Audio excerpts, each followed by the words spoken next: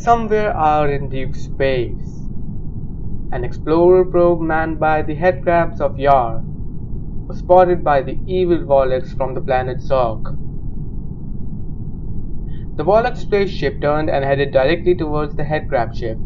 Thinking the Vollarks were friendly, the headcrab turned and headed straight towards the Vollarks.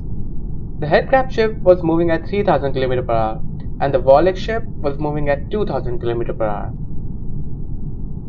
At the instant the two ships were 5000 km apart, the Vollarks fired a phaser bolt straight at the headcrab craft at their speed, but the headcrabs quite sensibly turned on their deflective shield.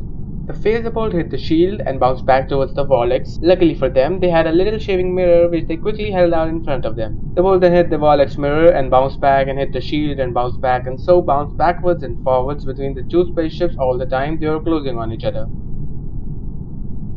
Finally, the two ships collided and the phaser bolt got trapped between them and disintegrated the lot.